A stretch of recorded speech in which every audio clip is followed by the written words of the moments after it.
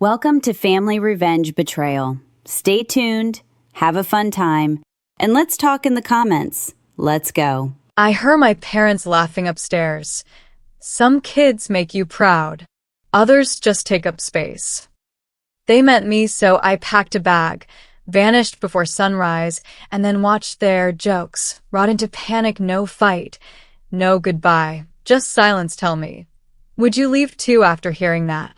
If you're interested in this topic, hit the like button, subscribe, and type "interested" in the comments. And I will give you a heart. My name is Jordan Hale, and the first thing you need to know is I didn't move out. I disappeared, and I did it on purpose, and the reason I vanished wasn't because I was lazy or sensitive or couldn't handle tough love. It was because I heard my own parents casually joke that I was the child who just takes up space, like I was an old chair in the corner they couldn't wait to throw away. And what's wild is they weren't even angry when they said it. They were relaxed, sipping coffee, enjoying themselves, like cruelty was their little morning hobby, and that's the kind that cuts the deepest, the kind that isn't shouted. It's served warm with cream and sugar. It started in the basement, of course, because that's where I always ended up, doing the invisible work, carrying the unspoken family load, the laundry, the cleaning, the helping out, the stuff that somehow was always my responsibility, even when I was working, even when I was exhausted, even when my life felt like it had been put on pause so everyone else could stay comfortable. The basement light was flickering like it always did, making the whites look yellow and the shadows look mean, and I had a laundry basket balanced on my hip, one sock hanging off the side like it was trying to escape too, and I remember the exact sound of the dryer door closing because it snapped loud, and then silence, and in that silence their voices floated down the stairs like smoke. My mom laughed first, that quick laugh she does when she thinks she's being clever, and my dad followed with that smug little chuckle, and then he said it, slow and satisfied. Some kids make you proud, others just take up space. And my mom didn't correct him. She didn't gasp. She didn't go, "Oh my God, that's awful." No. She hummed like he'd said the weather forecast, and she answered, "Well, you can't win them all," and they both laughed again. I froze with my hands still on a warm towel, and for a second my body did that weird thing where it feels like it's outside itself, like you're watching your own life happen from the ceiling. Because in that moment, it wasn't just one comment. It was the summary of every joke, every comparison, every little eye roll when I talked about a goal, every time my dad called me slow because I didn't do things his way, every time my mom said, "Your cousin already has a house, you know." Every holiday where they introduced me with a tone like I was a disappointing product they bought on sale. And I realized something terrifying. They weren't confused about me. They were committed to misunderstanding me. That's the part people don't get. They think parents like this accidentally hurt you. No. They build a whole personality around it. They need you to be the problem so they can feel like the solution. They need you to be the space taker so they can be the hardworking saints who tolerate you.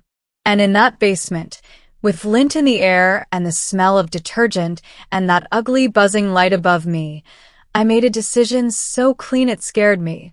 I wasn't going to beg for a seat at a table where they served me as the joke. I didn't stomp upstairs. I didn't throw the basket down.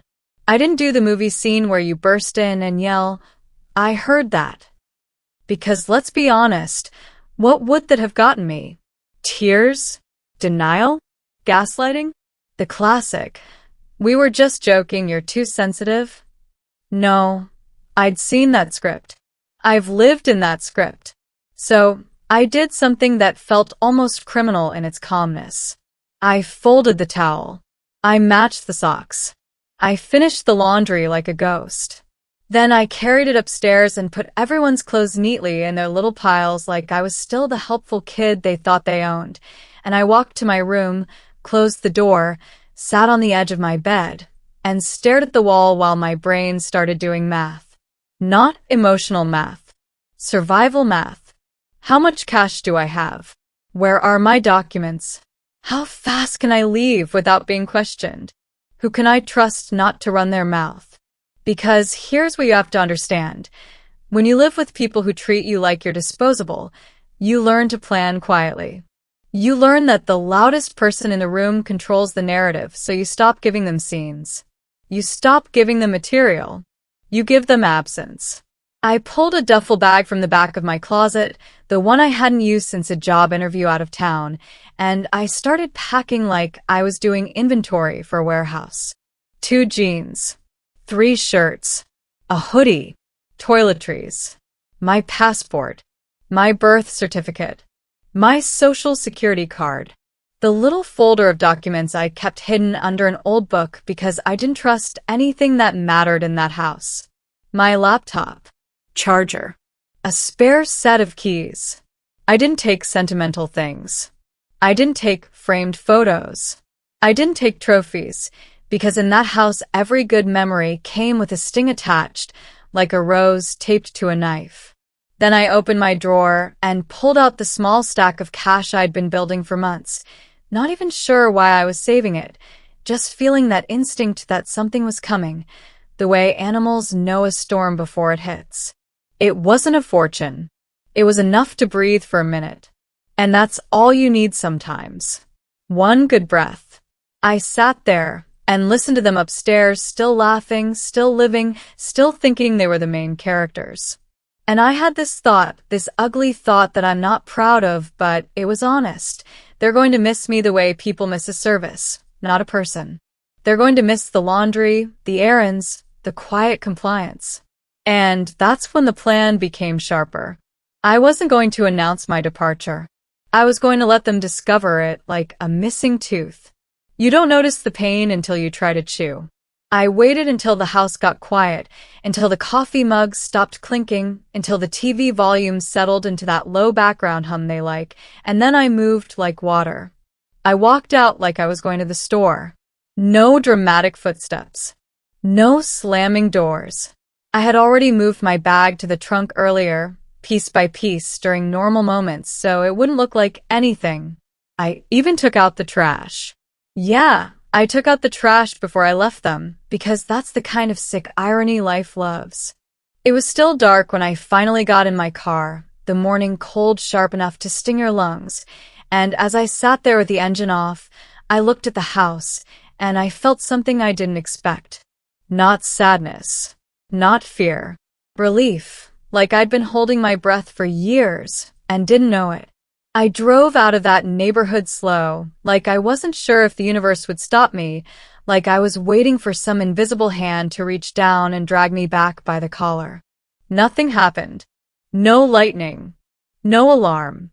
Just the road unfolding in front of me, like permission. And listen, I need you to stay with me, because the real story isn't that I left. People leave homes every day. The real story is what happened after I vanished, because I didn't vanish to be dramatic. I vanished to take my power back. And when you remove your presence from people who feel entitled to it, they don't just get sad, they get angry, and then they get desperate, and then they start telling on themselves. Quick pause right here, because I always want to know who I'm sitting with when we talk about this kind of family betrayal.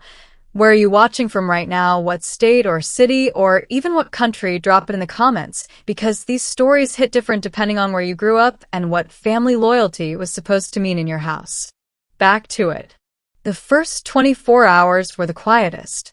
That's the thing nobody warns you about. You think you'll feel instant drama. But the first day is peace, pure peace. Like stepping into a room where nobody is grading you. I checked into a small apartment I'd found online, nothing fancy, just clean, safe, mine. The keys felt heavy in my hand, like a new identity. I stood in the empty living room and listened to the silence, and it didn't feel lonely. It felt uncluttered. I bought groceries, without someone commenting on what I chose.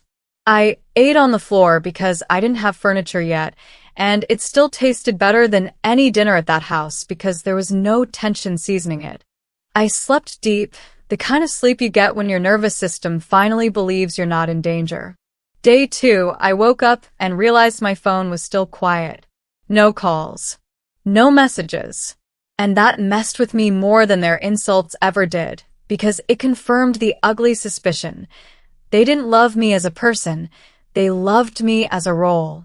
If the role disappears, they assume it will come back when it gets hungry. They assumed I'd crawl back. By day 3, the calls started, but not like you'd imagine. Not, "Are you okay?" Not, "Where are you?" Not, "We're sorry." It was control disguised as concern. My mom texted first. "Call me." 2 words. No punctuation. Like a command. Then my dad. "This isn't funny." And I laughed not because it was hilarious, but because it was so telling. They truly believed my disappearance was a prank on them, like I existed to create moments in their story. Then my sister, Kendra, who always played both sides, sent, "What's going on?" "They're freaking out." And I stared at that message for a long time because it revealed the exact hierarchy. They weren't worried I was hurt. They were worried they were uncomfortable. Freaking out because the house felt empty? Because someone had to wash their own clothes? Because the family narrative had a hole in it? Let me ask you something and be honest. If you vanished tomorrow, would your family miss you, or would they miss what you do for them? And if that question stings, you already know the answer. I didn't respond right away. That was the first boundary. Silence isn't just absence. Silence is a mirror. It forces people to sit with their own behavior without you smoothing it over. But here's the twist that made my stomach drop. On day 5, Kendra showed up at my door. No warning. Just a knock, soft, cautious, like she was approaching an animal that might bite. I opened the door, and she looked at me like she expected to see a breakdown. Like she expected my apartment to be a disaster. Like she expected me to be begging. Instead, I was calm. And you should have seen it.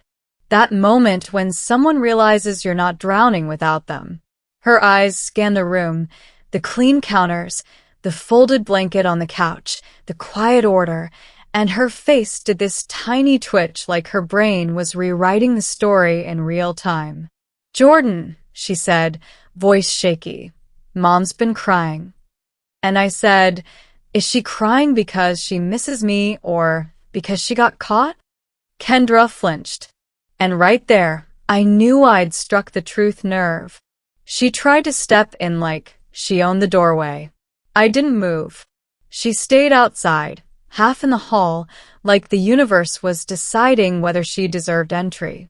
"They didn't mean it like that," she started, and I held up a hand, not angry, just firm. "Don't translate for them," I said. They said what they said.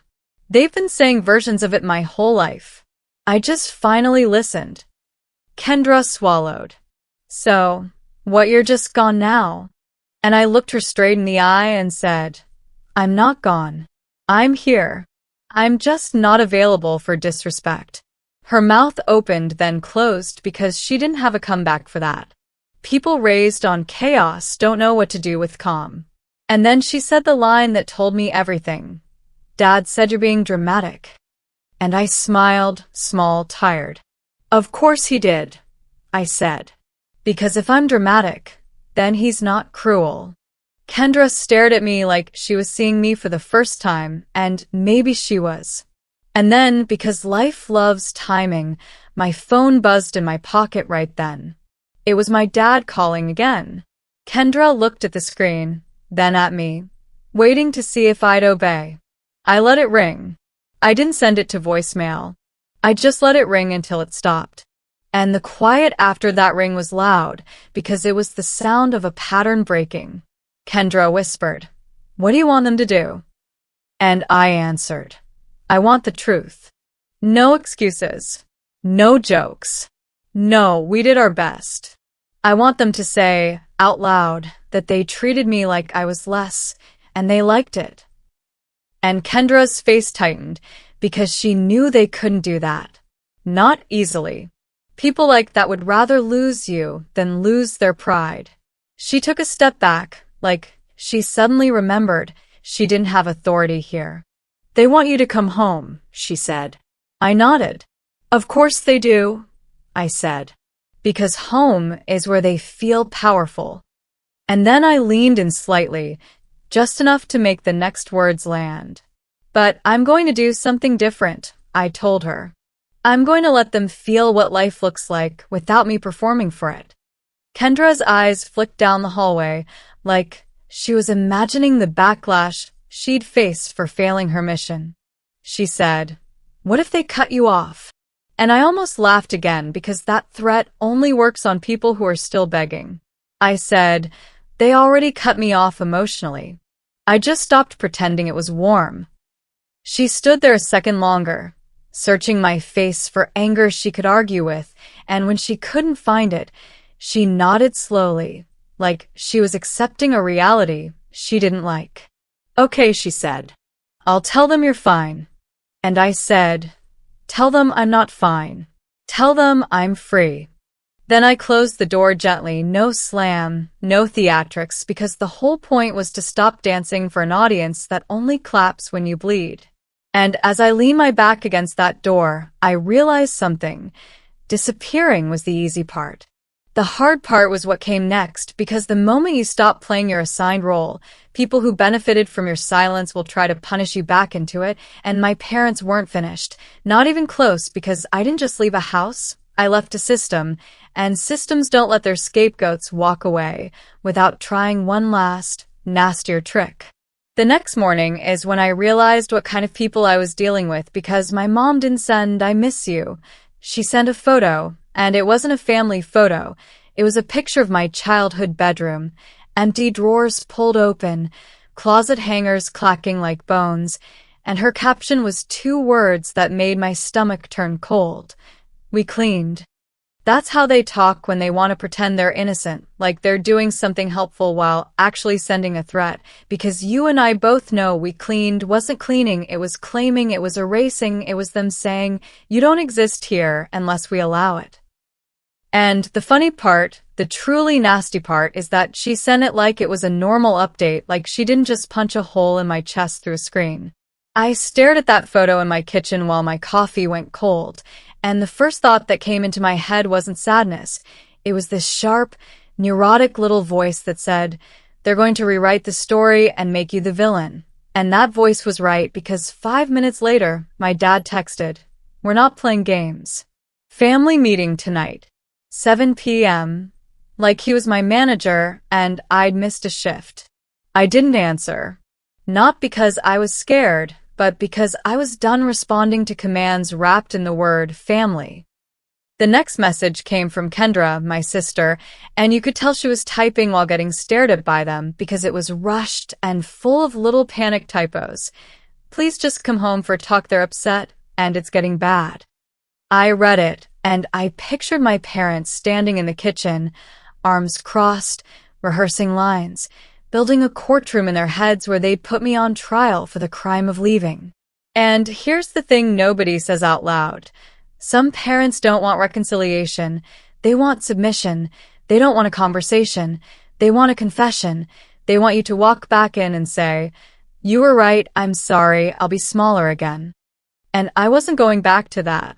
I went to work anyway that day because routine is how you keep your mind from spiraling, and halfway through the morning my phone rang from an unknown number.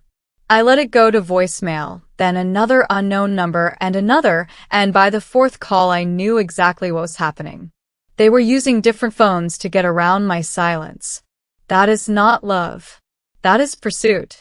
That is control with better manners. I finally checked the voicemail, and it wasn't my mom crying. It was my dad's voice, steady and fake calm. The voice he uses when he wants to sound reasonable to outsiders. "Jordan, you need to call us back. We've spoken to someone. We're concerned. If you don't respond, we'll have to take steps." Take steps. Like he's reading from a script. Like he's filing paperwork. And my heart did this ugly flip because I knew what steps meant in their world. They weren't worried about my safety. They were worried about their image and their access. I went back to my desk and tried to focus, but my thoughts were loud, and then my coworker leaned over and said, "Hey, you okay? There's a woman on line 2 asking for you, by full name. Full name. The kind of full name that makes your skin crawl. I picked up the office phone and said, "Hello," and a woman's voice answered, sweet like syrup. "Hi, Jordan. This is Cheryl. I'm a family friend of your parents. They're just worried sick. Honey, can you please call your mother?" I almost laughed out loud because it was so transparent. They were recruiting allies. They were building a little army of concern to shame me back into compliance. And in that moment, I made a second decision just as clean as the first. I wasn't just going to be absent, I was going to be untouchable. I said calmly, "Cheryl, I'm safe. I'm fine. And I'm not discussing my personal life through third parties." She tried to soften it, "But sweetie, your parents," and I cut in, still calm. "If they have something to say, they can put it in writing." Then I hung up. My hands were shaking after, not because I regretted it, but because I could feel the old training trying to crawl back into my body, that training that says you owe people explanations even when they don't owe you basic respect. That night when I got home, I noticed a car parked across the street from my building, engine idling, lights off, and I knew the silhouette in the driver's seat before I even got closer, because my dad's posture is always the same, like he's bracing for an argument he plans to win. He didn't wave. He didn't text. He just sat there like a debt collector. My skin went hot. I walked past him on the sidewalk like I didn't see him, because here's the thing, when you acknowledge stalking, you give it power. I went inside, took the stairs instead of the elevator, and watched through my peephole as he got out of his car and walked up to the main entrance. He didn't have a key. He buzzed my unit. Once. Twice. Then he buzzed the building manager. Then he buzzed my neighbor's unit like he was searching for someone to let him in. I stood there, silent, and I felt this weird mix of rage and clarity because he wasn't embarrassed. He wasn't thinking, "Wow, I'm acting crazy." He was thinking, "I'm entitled to you." And that entitlement is the root of every joke they ever made. The buzzer stopped, and a minute later I heard pounding on the glass lobby door, not loud enough for police, just loud enough for pressure. Then my phone lit up with a text from my dad. "Open the door. We're having this talk. We're having this talk." Like it's inevitable. Like my no doesn't count. I didn't reply. I sat on my couch in the dark with my shoes still on, listening to the echo of his knocking fade into the hallway, and then my mom's voice came through the door, muffled but sharp. "Jordan, don't do this. People are going to think something happened." There it was. People. Not you. Not us. People. The audience. The reputation. The gossip. And I almost opened the door, not because I wanted to see them, but because I wanted to say, "Yes, something happened. You happened." But I didn't. I stayed quiet. After 10 minutes, the knocking stopped. The car engine outside started again. They left. And I thought, okay, maybe that was their last push. Maybe they'll cool off. I was wrong. The next day, my landlord called me. "Jordan, are you home? There's two older folks here saying they're your parents, and they're worried." My stomach dropped. They had found the management office. They were upgrading their tactics. I said, "Do not let them in." The landlord sounded uncomfortable. They said you're having some kind of mental episode. A mental episode. That phrase hit like a slap because it wasn't random. It was strategic. It was a way to make my boundaries look like instability. It was a way to discredit me before I even spoke.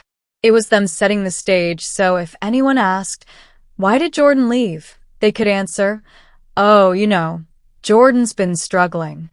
That's how people like this protect themselves. They don't apologize. They diagnose you. I told my landlord, "I'm not having any episode." I left because they were disrespectful. Please tell them I'm safe and I'm not seeing anyone uninvited. The landlord hesitated, then said quietly, "Okay, I'll handle it." I sat there after the call, staring at my wall, and I could feel something shifting inside me. Not fear, not guilt, a kind of calm anger that sharpens your thinking. Because now it wasn't just emotional. They were trying to mess with my housing. They were trying to build a story that could follow me into my job, my friendships, my future relationships. They were trying to make me look unreliable so that if I ever told the truth about them, people would already be primed to doubt me. And if you've ever lived through this, you know exactly what I mean. The betrayal isn't just what they say. It's the way they recruit the world to help them say it louder. That evening, I got an email from my mother, not a text, an email, which is what people do when they want receipts later. The subject line was, "We need to discuss your behavior." Not, "Are you okay?" Not, "We're sorry." Your behavior. She wrote like a manager writing up an employee. "Your father and I have been patient. We've tried to reach you. We are concerned about your sudden disappearance. This is not normal. Your sister is devastated. Your father has been losing sleep. We will not tolerate this disrespect. You need to come home and explain yourself." I read it twice, and something in me snapped into place like a lock. Because there it was again. Tolerate disrespect, explain yourself. They still believed they owned the role of judge. They still believed I was on trial. And that's when I started doing something I'd never done before. I started documenting. Not for drama. Not for revenge fantasies. For protection. I took screenshots. I saved the voicemail. I wrote down the times they showed up. I wrote down what they said to my landlord. Because I could see where this was going. When control fails, people escalate. And when people escalate, they get sloppy, and when they get sloppy, they reveal exactly who they are. And then, right as I'm saving the last screenshot, my phone buzzes again, and it's Kendra, and her message is short, terrified, and it changes everything. "Jordan, they just told the whole family you stole money before you left." And my chest goes tight because now I understand the play, the final play, the one that forces you to respond or else you look guilty because accusing you of theft is the perfect trap. It's public, it's shameful. It's the kind of lie that spreads faster than truth. And I'm standing there in my quiet apartment realizing they didn't just want me back. They wanted to punish me for leaving. And now I have to decide whether silence is still power or whether this is the moment I walk back into the light and make them choke on their own story. The "you stole money" lie didn't just annoy me. It rewired the whole situation, because now it wasn't about feelings or boundaries anymore. It was about reputation, and reputation is the one thing my parents treat like religion. I stood there in my kitchen holding my phone like it weighed 20 pounds, and I could hear my dad's voice in my head, not even from a memory, from a pattern, that calm voice he uses when he's about to ruin someone's name and call it protecting the family. I texted Kendra back one sentence. "What money?" She replied instantly, like she'd been waiting with her thumb hovering. "They're saying you took Mom's envelope with cash from the cabinet. The one for the property taxes." They told Aunt Denise and Uncle Ray. And the second I read envelope, my stomach did this ugly sink because I knew exactly what envelope they were talking about. The pale yellow one my mom keeps behind the old cookie tin. The one she brags about like it's a secret weapon. Like cash makes her smarter than banks. Except I also knew something else. 2 months ago, she asked me to take that envelope to the post office because she didn't trust the mailman, and I remember holding it in my hand, feeling how thin it was, too thin for what she claimed was inside. And I remember thinking, that's weird, but I didn't push it because pushing it always turns into an argument, and I was still living in the version of myself that avoided arguments to survive. Now I wasn't surviving. Now I was watching them throw a grenade and pretend it was a prayer. So I did the one thing people like this hate. I asked for specifics. I texted Kendra. "When did they say it went missing?" She said, "They're saying the night you left. They're saying you waited until they were asleep." That detail, that little cinematic detail, told me everything because they didn't just accuse me, they wrote a scene, and people who write scenes are trying to make their life feel like a memory. I didn't call my parents. I didn't rage text. I didn't go on social media to scream my innocence like a guilty person trying to look innocent. I went quiet and strategic. I opened my laptop, pulled up my bank app, and I started building a timeline like I was building a case because that's what this was now, a case. The night I left, I paid for gas at 6:18 a.m. at a station near my old neighborhood. The receipt was there. The same morning, I grabbed coffee at 6:36 a.m. and used my card, receipt there too. Then, at 7:10 a.m., I bought a cheap duffel bag because mine had a broken zipper, receipt again. The idea that I was sneaking around their kitchen at midnight stealing cash didn't match a single fact of how I actually moved that day. Then, I did something even more important. I called the post office. Not a dramatic call, not accusing anyone, just a calm question. If someone mailed cash recently using certified mail, would there be a tracking number or a record? The clerk told me what I already suspected. If it was mailed, there would be a receipt, and if it was not mailed, there would be nothing. My mother loves receipts when she's right. She hates receipts when she's lying. I hung up and stared at my wall for a long moment, and I thought about the audience in my parents' minds. This wasn't about getting money back. This was about punishing me for disappearing. They needed an offense big enough to justify their rage. Jordan left because we mocked them, makes my parents look cruel. Jordan left because Jordan is unstable, makes them look like victims. And Jordan left because Jordan stole from us, makes them look righteous. It was a story ladder, and they climbed it the second I didn't come crawling back.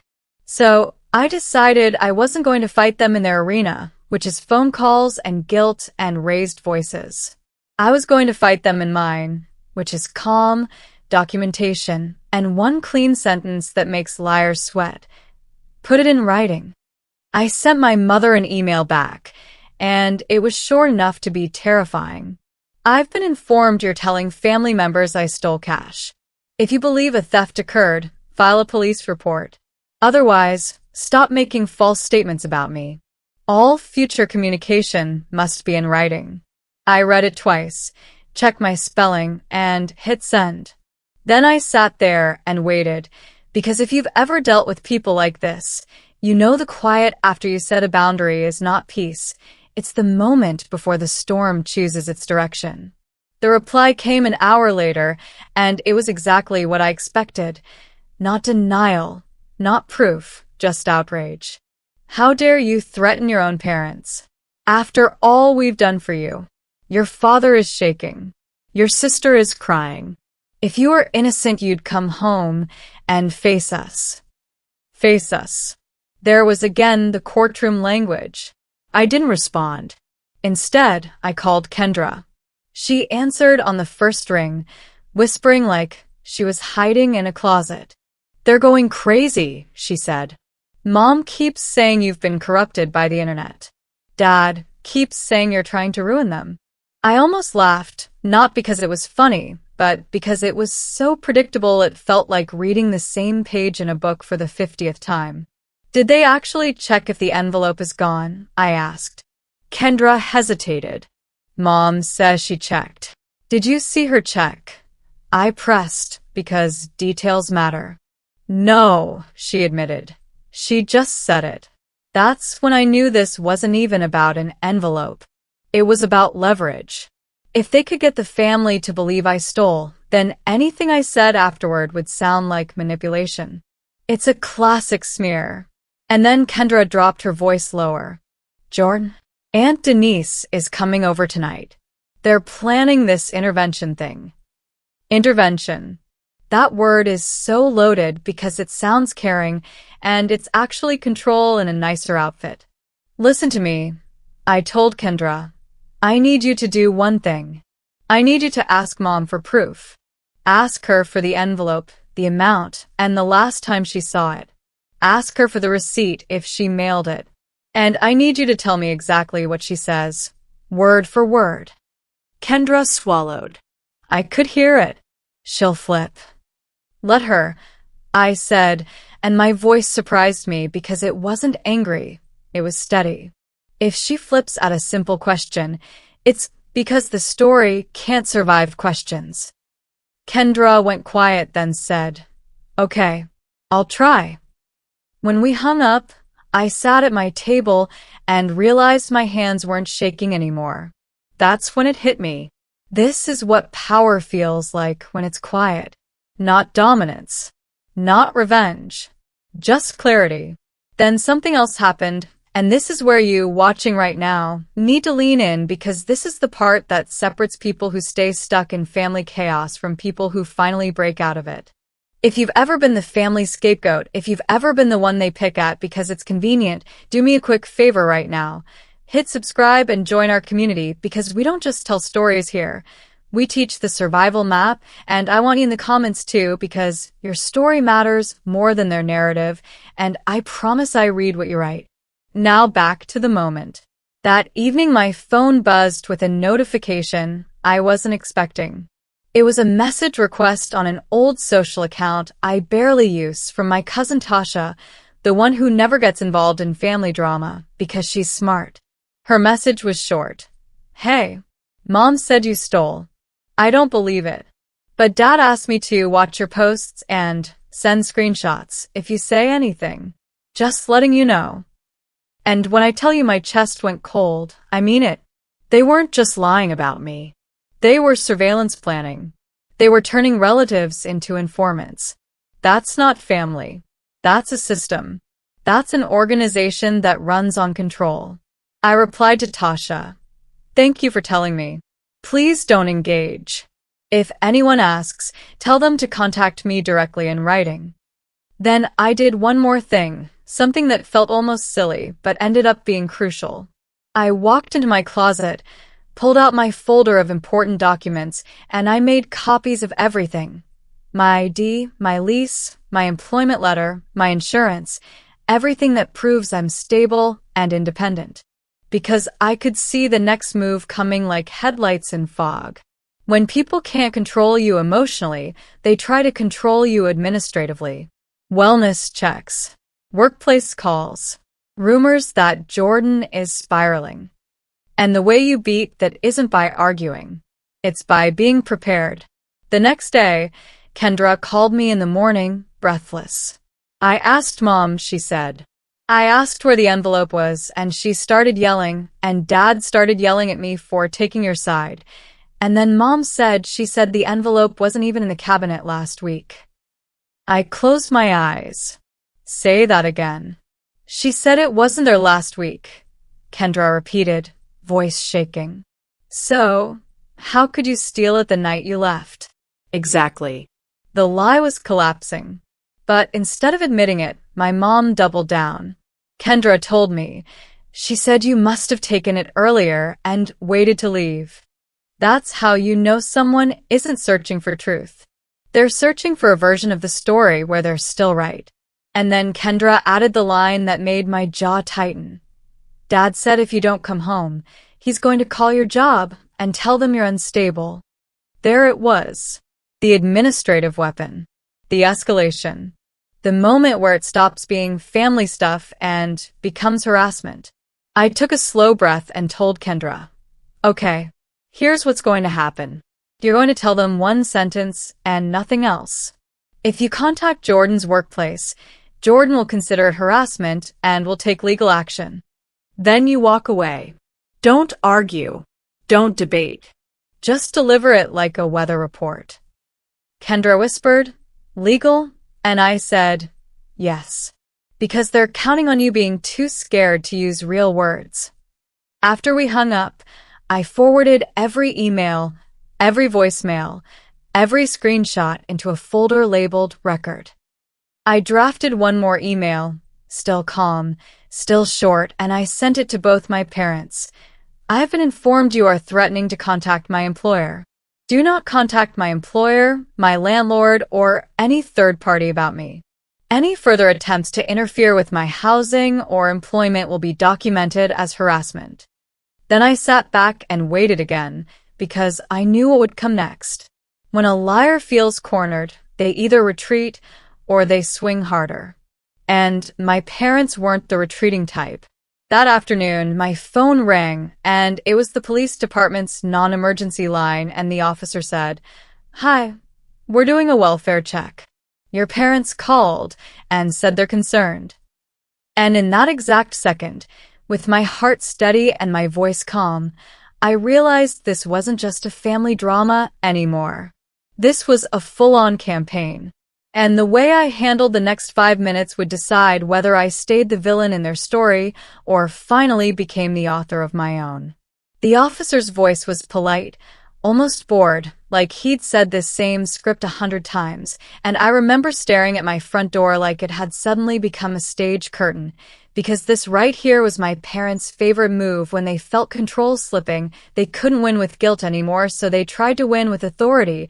And if you've ever had family members weaponize the police, you already know how ugly that feels, not because you're doing anything wrong, but because you're forced to prove you're okay to strangers just to calm down the people who made you not okay in the first place.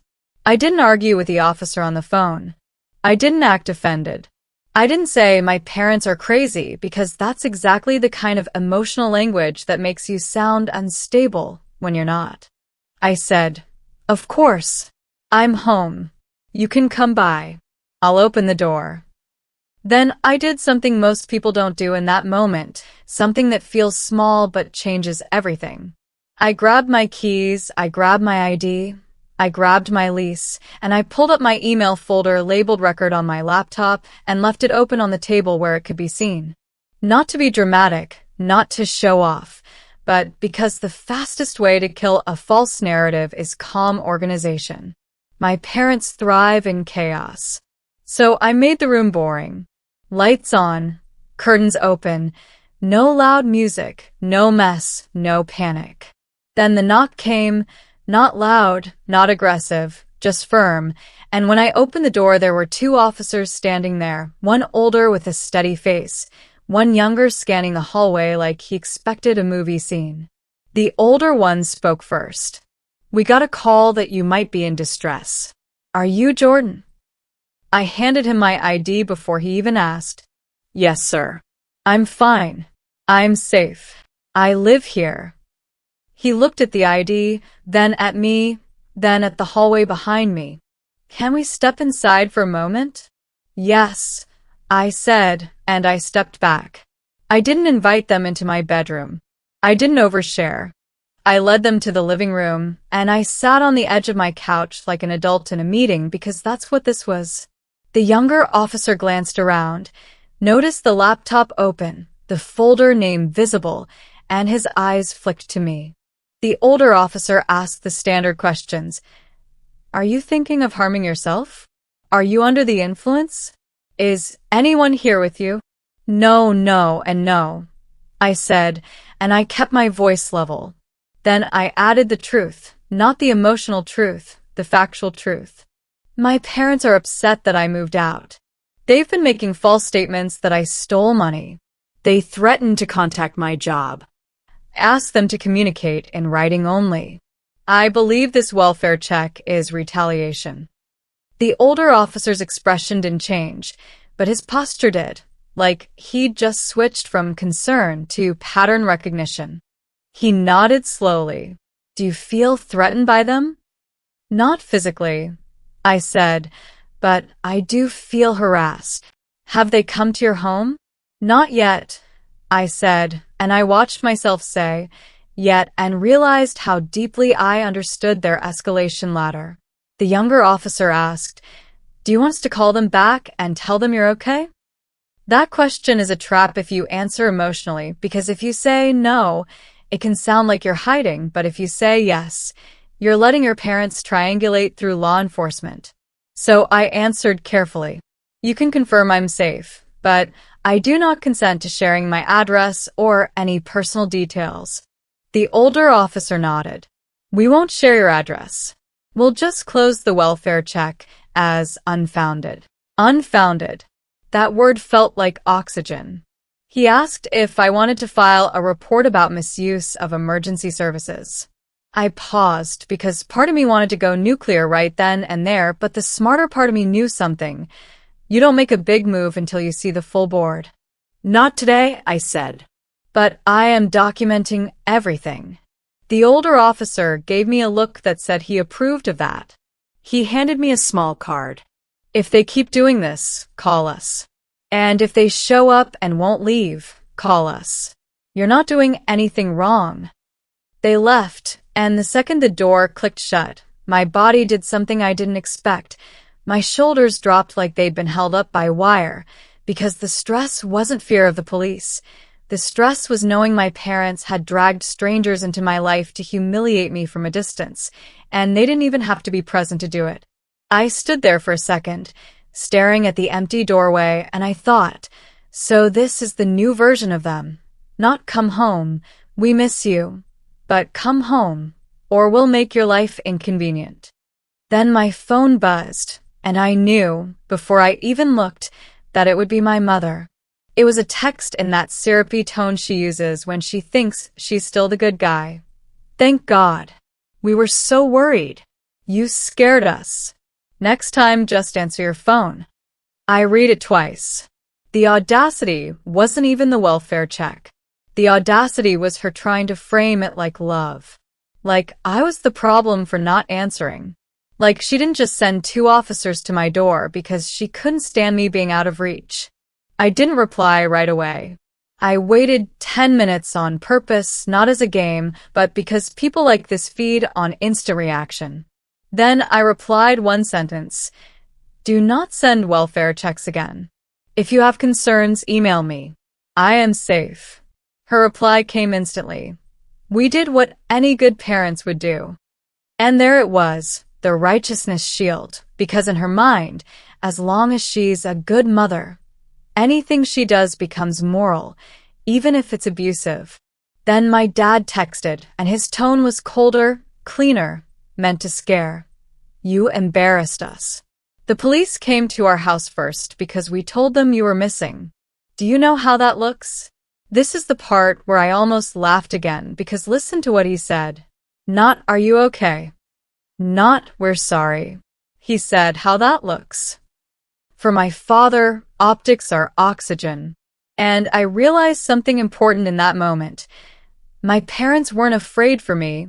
They were afraid of what people might think if I stayed gone.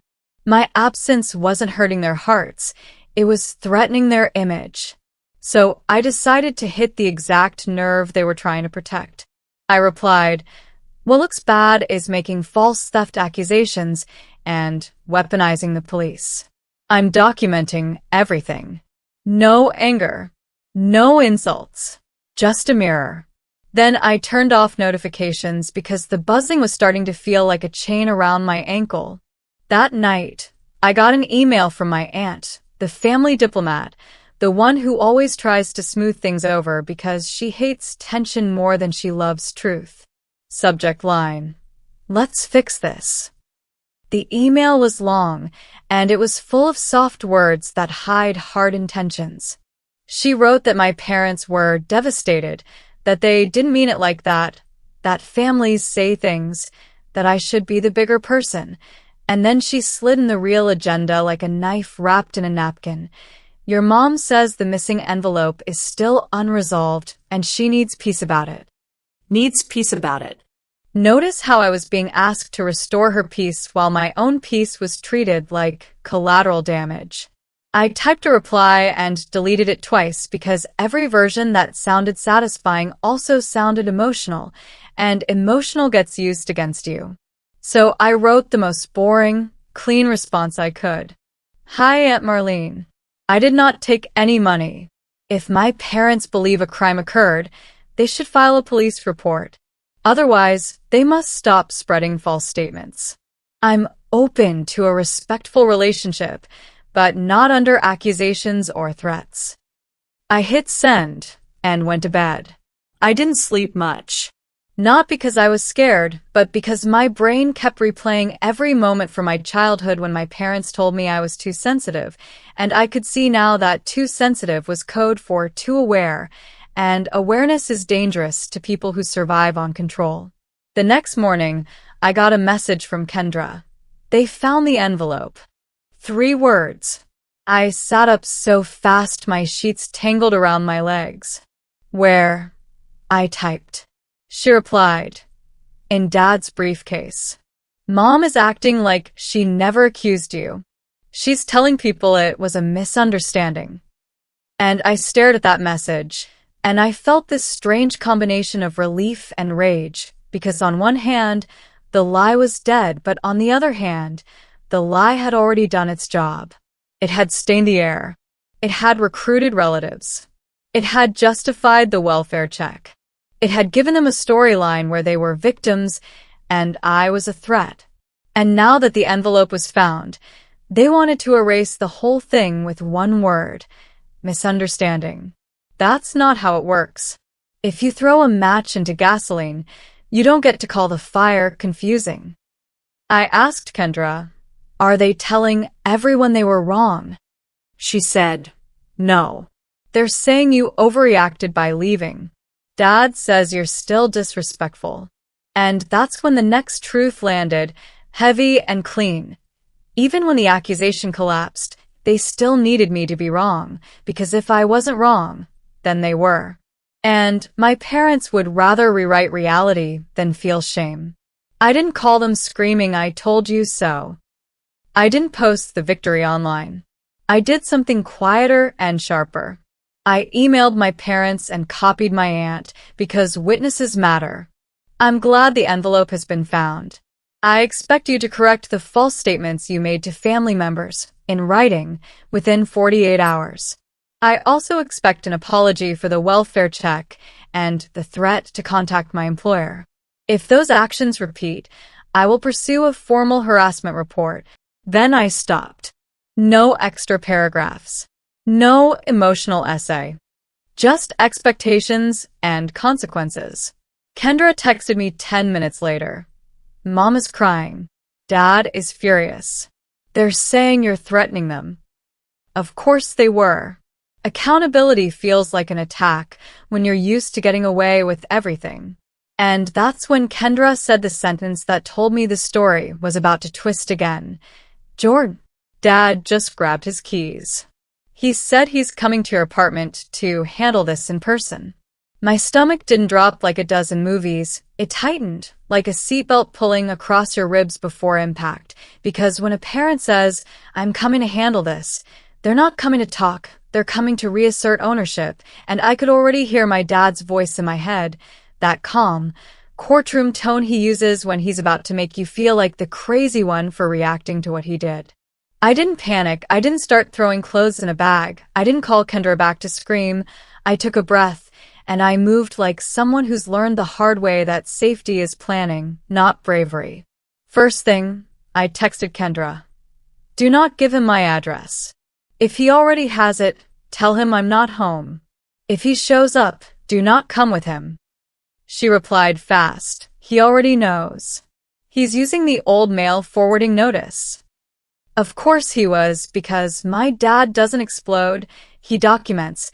He's the kind of man who will smile at you while collecting receipts for a story he wants other people to believe. So I opened my notes app and I started a timeline, not because I'm dramatic, but because clarity wins later. Date. Overheard insult. Date. Left home. Date. False theft accusation. Date. Welfare check.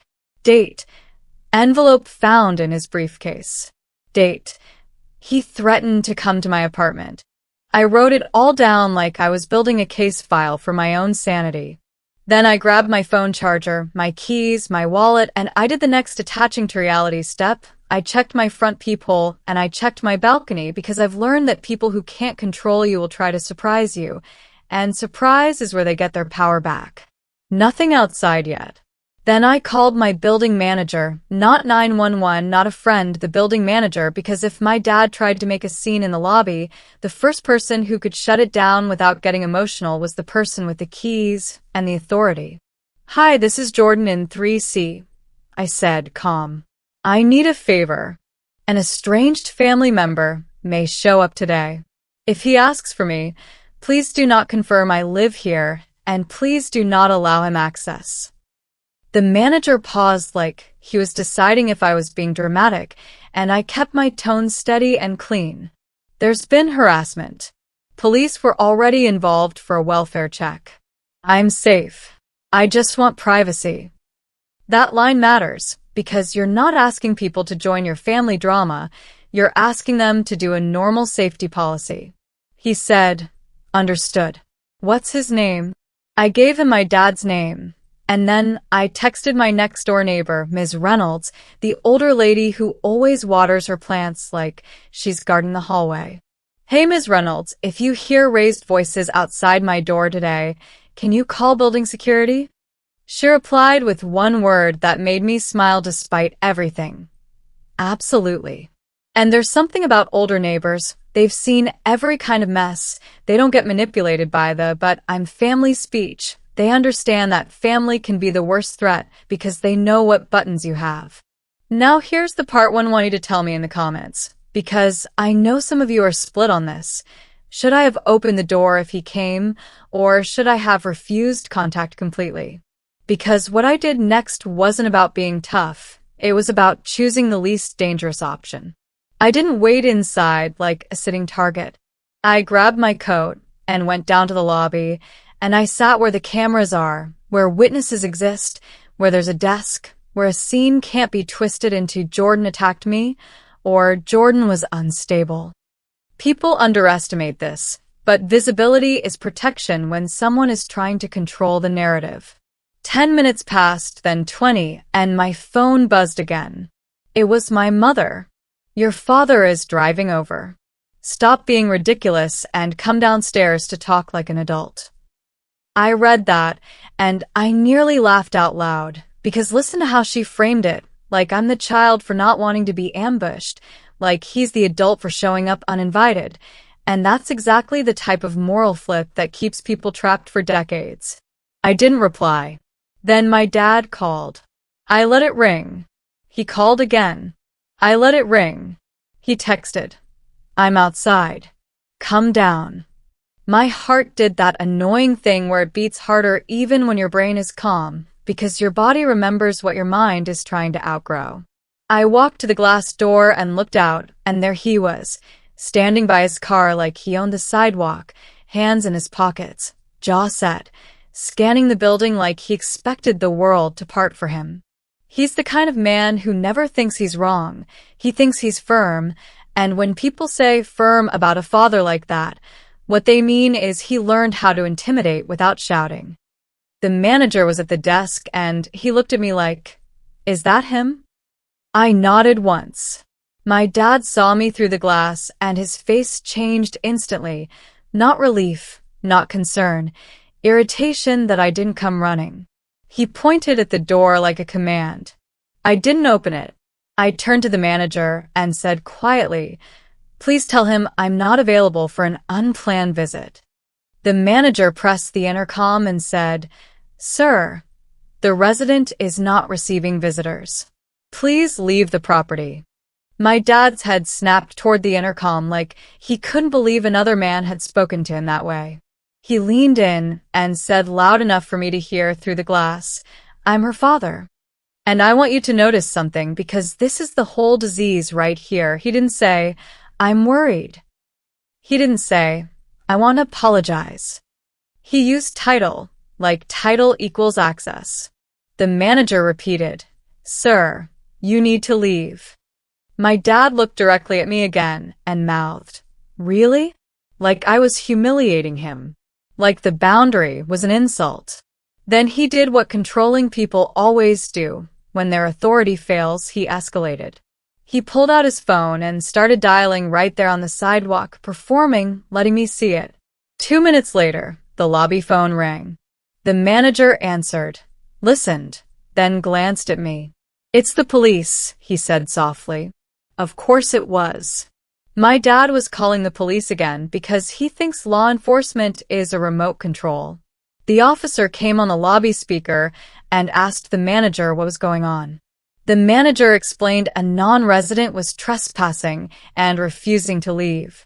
Then the officer asked, "Is the resident okay?" The manager looked at me and I said clearly, "Yes, I'm fine.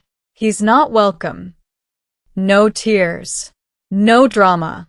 Just a simple adult sentence. Then my dad, outside, started talking louder, and I could see his lips moving fast, and even without hearing every word, I knew the shape of it. He was painting me as unstable. He was painting himself as concerned. He was doing the greatest hits album of parental control.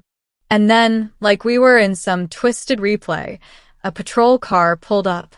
Same calm walk, same professional faces, and my dad put on the concerned parent mask so cleanly you'd swear he'd rehearsed it.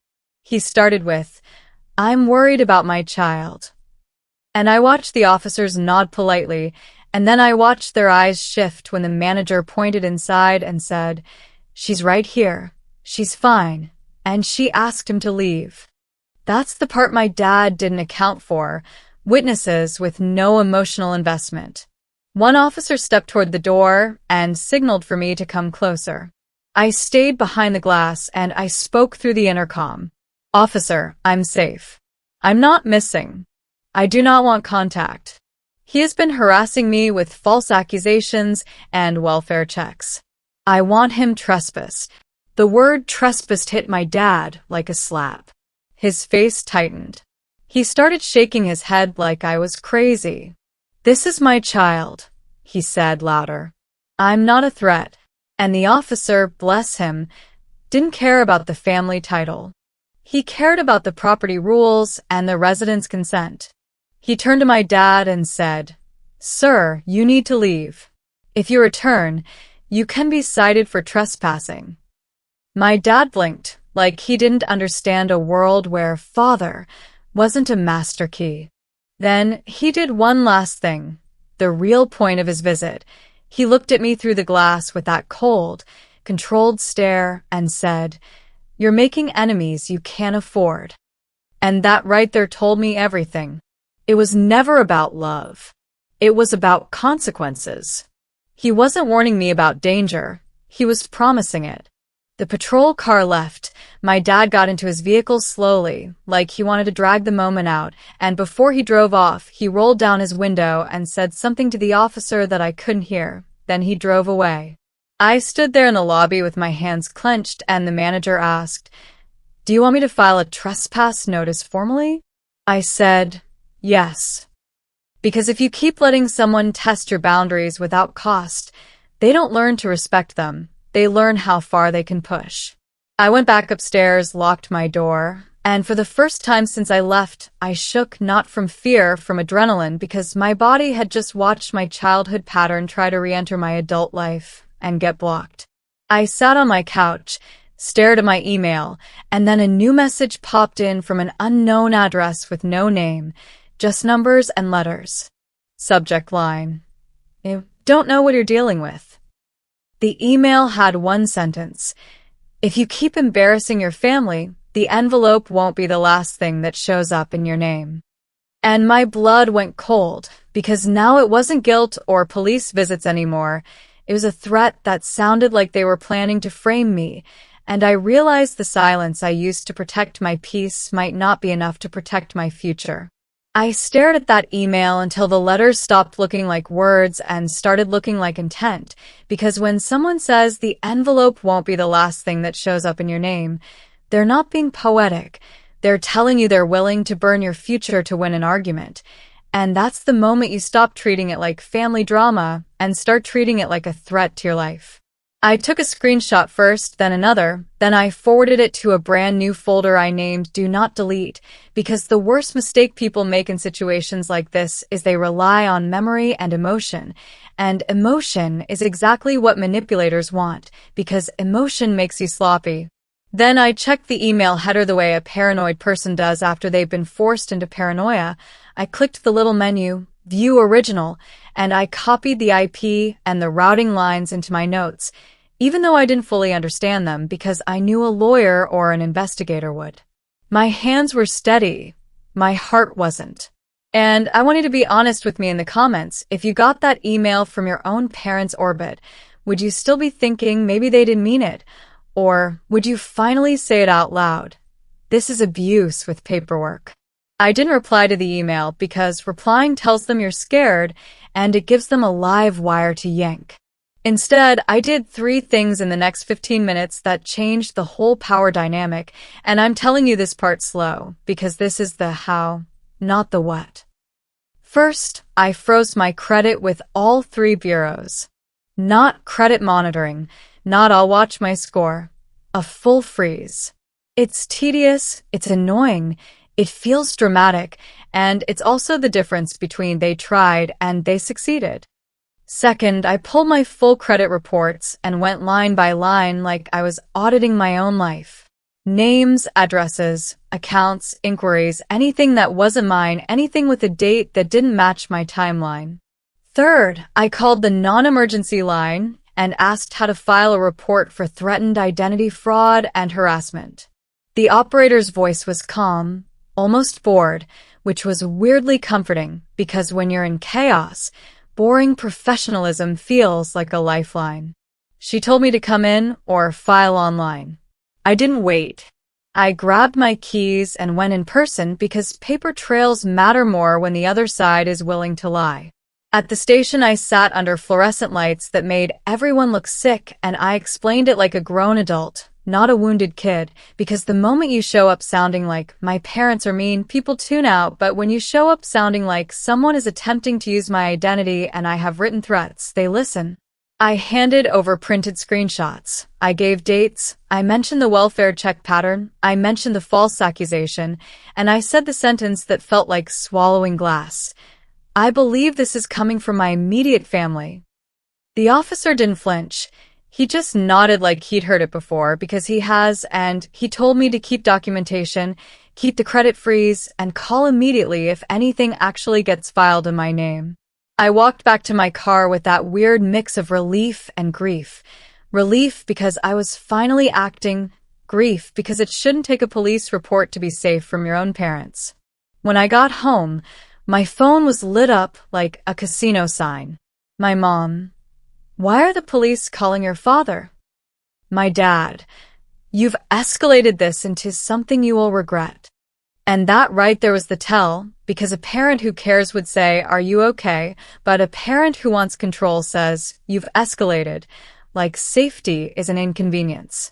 I didn't respond to either. I called my sister, Talia, because even though she'd been the family's unofficial messenger, she was also the one person who occasionally showed signs of a conscience. She answered with a shaky, "Hey," like she already knew something was happening. I said, "Did you send an email from an unknown address threatening me?" She laughed nervously. "No, why would I do that?" I said, "Because I got one and it sounds like Dad. And I need you to stop playing middleman right now and tell me the truth." Silence. Then she said, "He's furious." I said, "That's not an answer." She said, "He thinks you're humiliating him." I said, "Still not an answer." And then she finally did the thing people do when they're torn between loyalty and decency. She lowered her voice like the walls could hear, and she said, "He's been talking about teaching you a lesson." I felt my whole chest heat up. Teaching me a lesson how? Another pause. He said, "He still has access to some of your old stuff, your documents like when you lived at home." And then she added the part that made my stomach flip. He said, "You don't understand what a record can do to a person." If you've ever heard someone threaten you in the language of respectability, you know how chilling that is. Not fists, not screaming, just a record. Just something in your name, just enough to keep you jobless, apartmentless, defenseless. I asked her, "Talia, are you willing to text me exactly what he said, word for word?" She hesitated, and that hesitation told me everything about her role in this family. She said, "I don't want to be involved." And I said, "You already are. The only question is whether you're involved as a witness or as an accomplice." That line landed hard. She started crying. "He's my father," she whispered. And I said, "And I'm his child, and he just threatened to frame me. Then I softened my voice, because I'm not trying to win, I'm trying to survive. Listen to me. If he's doing this, he's not just doing it to me. He'll do it to you the second you disobey. She went quiet, and then she said something I wasn't ready for. He already did. I gripped my phone. What do you mean? She sniffed and said, 2 years ago, when I tried to move out, he opened a credit card in my name to help my credit. He said it was for emergencies. I didn't even know until I got a late notice. My skin went cold because suddenly the email wasn't a wild threat. It was a familiar family tool. I asked, "Did you dispute it?" She said, "No, because he said if I made it a thing, he'd tell everyone I was ungrateful." That's when I felt the rage bait moment hit real life. Because look at the hypocrisy. A man commits fraud and calls the victim ungrateful, and people around him nod like that's normal. I said, "Do you still have that notice?" She said, "I think so." I said, "Find it. Screenshot it. Send it to me. Now." She was breathing hard, like she was standing at the edge of a cliff. "If he finds out I told you," I cut in, "he already treats you like property. Fear isn't protecting you, it's imprisoning you." She went silent. Then I heard drawers opening, paper rustling, the sound of a life being searched for proof. While she looked, I opened my own old storage box and pulled out the folder of documents I'd taken when I left, my birth certificate copy, my social security card copy, my passport copy. And that's when I noticed something that made my hands go numb. My social security card copy was missing. Not the original, the copy I'd kept with my records. I knew, because I'm obsessive about where I keep that stuff. Missing meant it didn't walk away by accident. It meant someone took it. I said out loud to the empty room, "You planned this." Then my phone buzzed. Talia texted me a photo of a credit notice with her name on it, the last 4 digits matching hers, a balance that wasn't small, and in the corner, the mailing address listed as my parents' house. She added one sentence. "He made me pay it so Mom wouldn't find out." I stared at the address, and my mind did the math fast. If he did it to her, he could do it to me. If he had my documents, he could do worse. And if he'd already been waving around the idea of a record, he was probably already in motion. So I called a lawyer. Not to sue, not to get revenge, but to build a firewall. I found a local attorney who handled identity theft and harassment, and I sent them the screenshots, the police report number, and Talia's evidence with her permission. And here's the part that's going to make some of you uncomfortable, because you'll hear it and think it's cold, but it's survival. I asked the lawyer to draft a formal no-contact notice and a preservation letter demanding that my parents not destroy any records, devices, emails, or financial paperwork connected to my identity. Because once you start moving legally, guilty people get busy deleting. Now, right when I thought I'd done everything I could do in one day, my bank app sent me an alert. New device logged in. I didn't recognize it. My throat tightened. I tapped the details, and it showed a login attempt from a location near my parents' town. Not confirmed access yet, but a try. A test. Like someone checking if the door is unlocked. I changed every password immediately. I enabled 2-factor on everything. I logged out all sessions, and then I sat there in the quiet realizing something brutal. The whole time I thought I was just vanishing, they were building a trap, and now I had proof they weren't just talking. They were actively trying to get into my money, my name, my life. And then my building manager texted me, "Jordan, your father is back. He's here with someone in a suit." Someone in a suit. Not police this time. A different kind of pressure. A different kind of weapon. And my phone lit up with a new voicemail from an unknown number, a man's voice smooth and professional. "Hello, this is Mr. Holbrook calling on behalf of your family. We'd like to resolve this quietly. Please call me back tonight. Resolve it quietly. That's the line people use right before they try to bury you with paperwork. And in that moment, standing in my apartment with my door locked and my evidence folder open, I realized the next move wasn't going to be emotional at all. It was going to be strategic. Because if they brought a lawyer to my building, it meant they were about to make an accusation official, and I needed to decide right now whether I was going to keep playing defense or finally flip the board and expose what they'd been hiding for years. When my building manager said, "Your father is back and he's here with someone in a suit," I didn't feel fear first, I felt clarity, because that's the moment you stop pretending this is a misunderstanding and you accept it for what it is.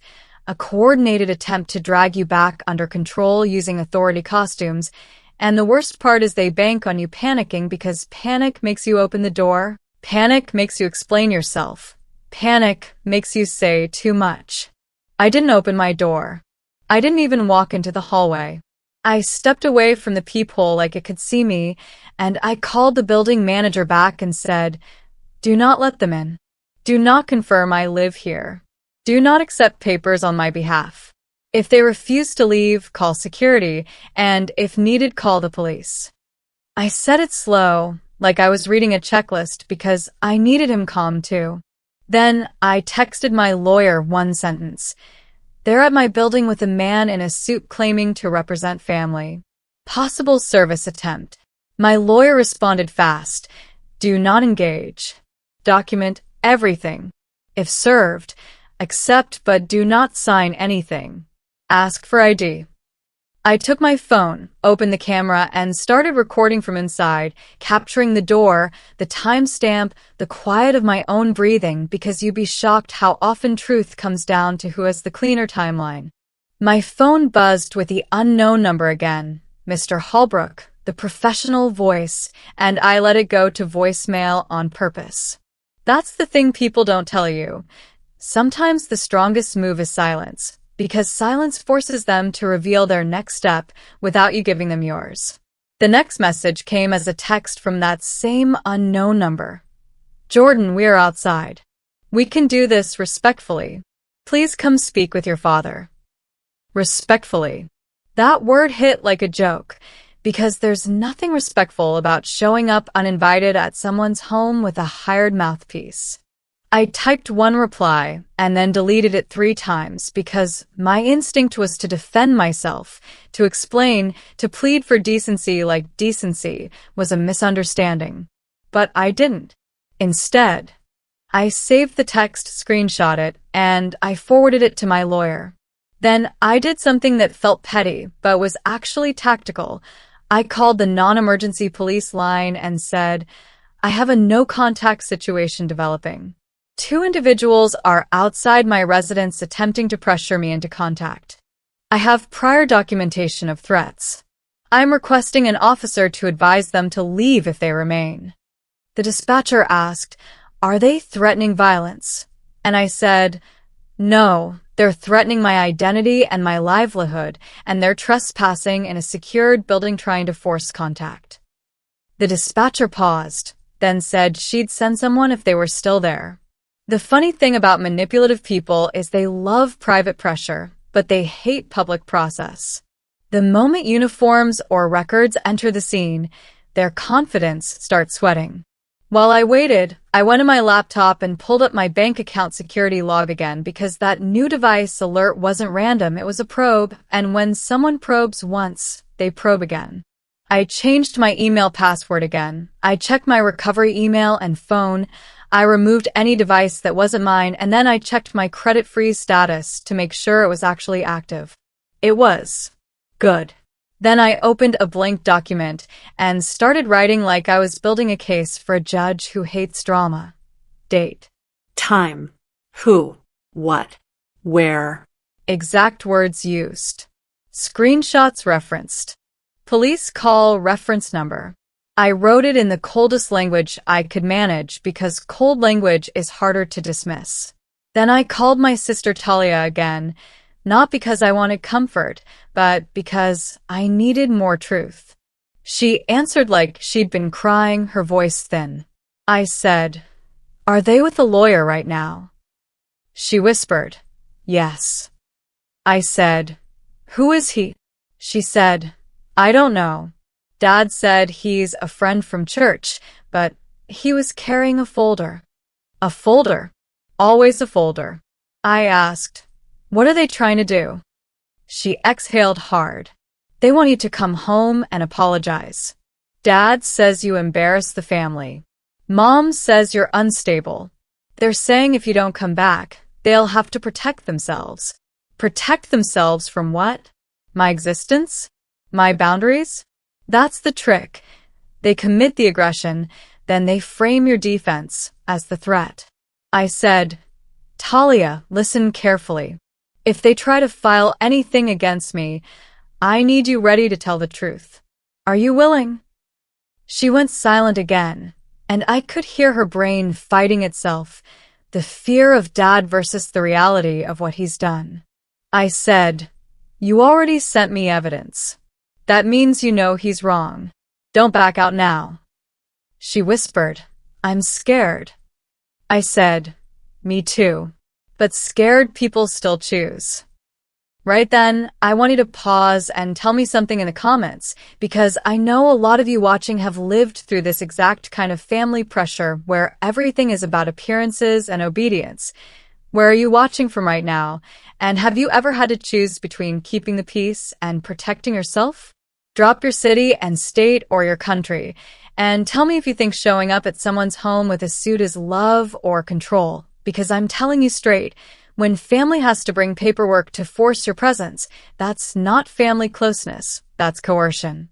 And if you're one of the many viewers who watches and never subscribes, I'm asking you right here to join our community, because we talk about the hard stuff people whisper about at dinner tables, and you're not alone in it. Thank you, alright. Now back to the moment, because the knock came again, harder, and my building manager texted.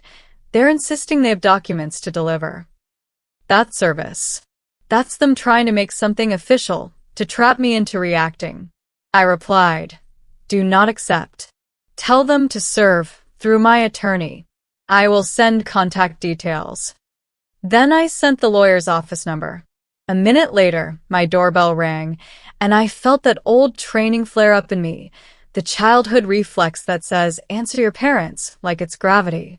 I didn't move. I just kept recording. The voicemail from Mr. Holbrook came through again, and this time he sounded less polite, more annoyed, like a salesman realizing the customer knows the game. Jordan, your refusal to communicate is being documented. Your parents are concerned for your well-being. If you do not respond, they may have no choice but to take protective action. Protective action. There it was again, the language of punishment disguised as care. I forwarded that voicemail to my lawyer too. Then, like a bad movie timing cue, my mother texted from her actual number. Open the door. You're making this worse. That text was a gift because it confirmed coordination between the suit and my parents, and it confirmed they were escalating. I screenshot it. 2 minutes later, my father texted, Last chance. We can handle this as a family, or we can handle it the hard way. If you've ever heard a parent say last chance, you know it's not guidance, it's dominance. I didn't reply. I sat on my couch and watched the clock, because time in moments like this is a weapon. The longer you don't respond, the more desperate they get, and desperate people make mistakes. And they did. My sister texted me one line that changed everything. Dad is telling Holbrook to say you're mentally unwell so they can get a welfare check and start a record. Start a record. There it was, the threat in plain language.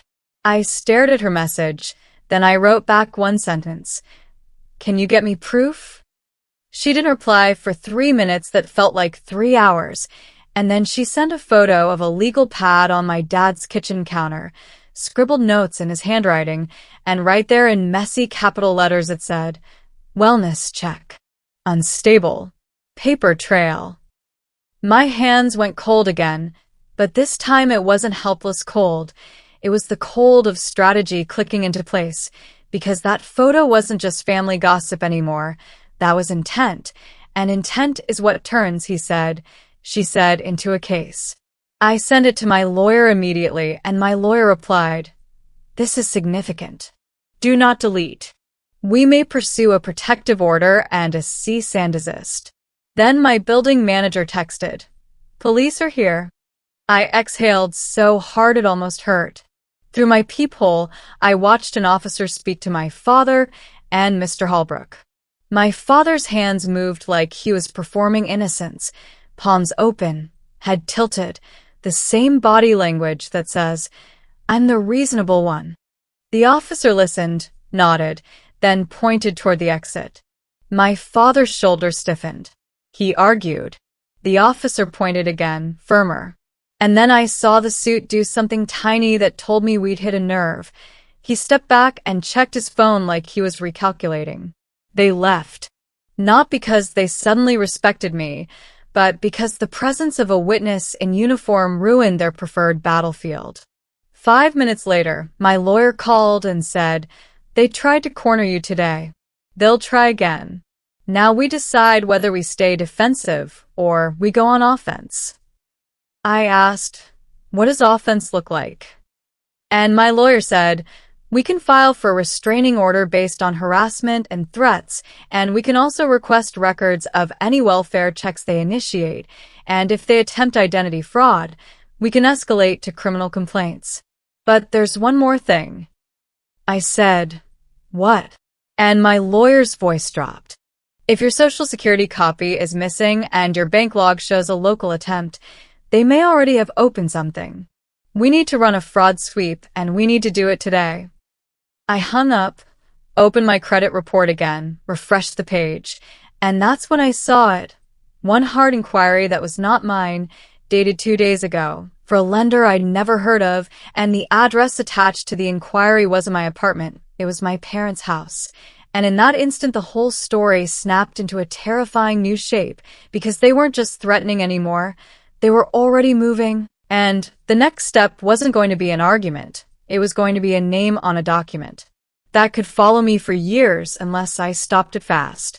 The moment I saw that hard inquiry tied to my parents' address, my stomach didn't drop, it went silent, because there's a special kind of panic that happens when you realize the people who raised you are now treating your identity like a shared family resource, like a library card they can borrow whenever they feel disrespected.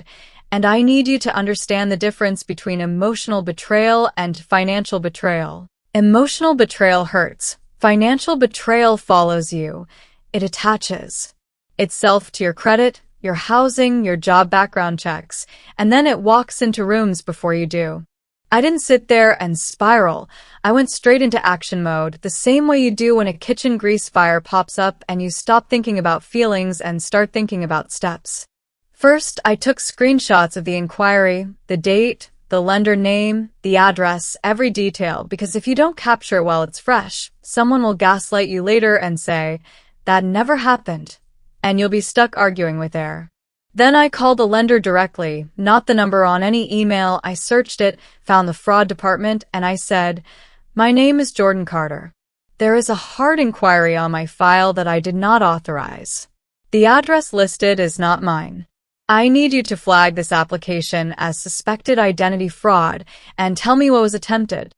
The woman on the phone went quiet in that professional way where you can tell she's looking at the screen and seeing the mess, and she said, "I can't disclose full application details without verification." And I said, "Perfect, because I'm not the applicant. I'm the victim. Tell me what you need to open a fraud investigation and remove the inquiry."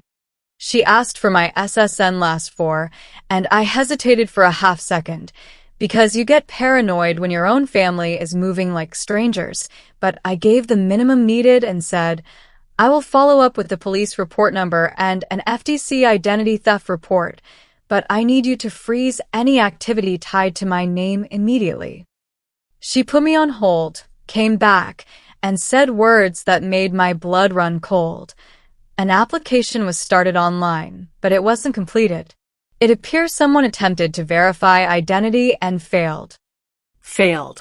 That meant they tried, and it didn't go through, and I was relieved for exactly 1 second, until the next thought hit. If they tried once, they'll try again somewhere else, and the next place might not have the same verification tripwire. I thanked her, got a case number, and asked, "Can you email me confirmation that this is being investigated and that the inquiry will be suppressed?" She said yes, and I made her repeat the timeline. Then I went to the Federal Trade Commission identity theft site and filed an identity theft report, step by step, slow and boring and absolutely necessary, because this is the part people skip when they're emotional, and skipping it is how you end up stuck. After that, I called my local police non-emergency line and said, "I need to file an identity theft report. I have evidence of unauthorized credit activity tied to my name and my parents' address, and I have documented harassment and threats." The officer who called me back sounded tired, but not dismissive, and he asked, "Do you know who did it?" And I said the sentence nobody wants to say out loud. "I suspect my parents." There was a pause, and then his tone changed, because even police officers are human, and they know how ugly it is when family becomes your perpetrator. He said, "Bring the screenshots and any supporting documents to the station. We'll take a report." While I was getting ready, my phone buzzed again, my father, because of course, and the message was like a slap wrapped in scripture. "We are your parents. We have rights. Stop making us look like criminals." I stared at that word, rights, because people like him love legal-sounding language the way toddlers love big words, and I typed back one message, the only message I sent that day. "Do not contact me again. Any further contact will be documented for my attorney and law enforcement." Then I blocked him. I blocked my mother. I blocked the unknown number. I blocked my aunt, who always acted like the family's PR department. I didn't do it for revenge. I did it for quiet, because quiet is how you think, and thinking is how you win. At the police station, I sat under fluorescent lights that made everyone look slightly guilty, and I handed over my evidence like I was handing over a piece of my own skin. The inquiry screenshot, the text threats, the voicemail transcript, the photo my sister sent with wellness check. Unstable. Paper trail. The officer looked at it, raised his eyebrows, and said, "They wrote this down?" I said, "Yes." He asked, "Do you have reason to believe they'll try to file a false welfare check?" I said, "They already planned it." He nodded, took notes, gave me a report number, and then he gave me advice that hit harder than I expected. "Don't wait until they succeed to take it seriously. You're doing the right thing." I walked out of that station into fresh air and felt something shift, because when you grow up being mocked and minimized, you start believing you're not allowed to treat harm as harm unless it's dramatic, unless there's blood, unless the whole neighborhood claps for your pain. But paperwork harm is still harm, and today I had officially named it. On the drive home, my sister Talia called from a blocked number, her voice trembling, and she said, "They're saying you're out of control. They're telling everyone you're having a breakdown." I laughed once, sharp, because it was almost impressive how predictable they were, like a script they refused to edit. I said, "Of course they are. That's their cover story." She whispered, "Dad is furious. He's blaming me. He thinks I told you." I said, "Did you?" She said, "Yes." I didn't scold her. I didn't praise her. I just told the truth. Then you just picked a side, and the side you picked is reality. It's going to feel dangerous, but it's the only side that won't rot your soul. She started crying, and I could hear her trying to breathe quietly so nobody would notice. I said, "Listen, you don't have to fight them for me. I'm not asking you to be a hero. I'm asking you to stop being their instrument." She asked, "What do I do?" I said, "You save anything that proves intent. You don't warn them. You don't negotiate. You don't argue. You just preserve truth." When I got back to my apartment, I didn't collapse. I prepared. I printed the police report number. I saved it to my cloud. I sent it to my lawyer, and my lawyer replied with the first truly satisfying message I'd gotten in weeks. Good. Now we can move fast. We drafted a cease and desist letter that night. Not a dramatic essay, not a rant, a clean legal warning. Stop contacting me. Stop showing up at my residence. Stop attempting to access my financial identity. Stop initiating welfare checks under false pretenses. All further contact through counsel only. Violations will be used to support protective orders and civil claims. We also pulled my full credit reports from all bureaus, froze everything again, added fraud alerts, and then my lawyer asked me a question that felt like a knife wrapped in velvet. Are you ready for the next step if they escalate? I said, what's the next step? And he said, if they file a false welfare check, we can request body cam and incident reports. If they continue harassment, we file for a protective order. If they attempt credit again, we pursue criminal fraud and civil damages.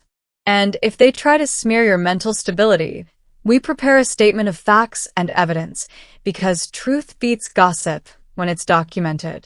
That's the moral lesson I want you to keep, because I know a lot of you watching grew up in an era where you didn't air family business, and you swallowed disrespect because that's just how they are. But I'm telling you this as plainly as I can. Silence is not noble when it protects the person doing harm. Silence is not loyalty when it costs you your peace. And boundaries aren't disrespect. They're the line between your life and their control. Later that night, my building manager emailed me the visitor log screenshot showing my father and the suit signed in under a false purpose, family emergency, and I forwarded it to my lawyer too. And then, right when I thought the day was finally done, my phone buzzed on my work line, the one number I hadn't blocked because it's public on my business profile, and a calm voice said, Jordan, this is Officer Bell. We received a welfare check request from a family member concerned about your safety. Are you available to speak? And I swear to you, I didn't even feel angry. I felt ready because now it was happening exactly how the note said it would. And I said, yes, officer. I'm safe. I'm calm. And I need you to note that this request is retaliatory harassment. I have an open report number. Would you like it? He paused and he said, yes. I gave it to him and he said, understood. We may still need to make visual contact to close the call. I said, that's fine. I'll come to the lobby. And I will be recording. And as I grabbed my coat and walked toward the elevator, what scared me wasn't the officer. It was the realization that my parents weren't trying to talk to me anymore. They were trying to build a version of me that could be managed by institutions. And the next 10 minutes in that lobby were going to decide whether they got away with it or whether their own paper trail finally circled back and bit them.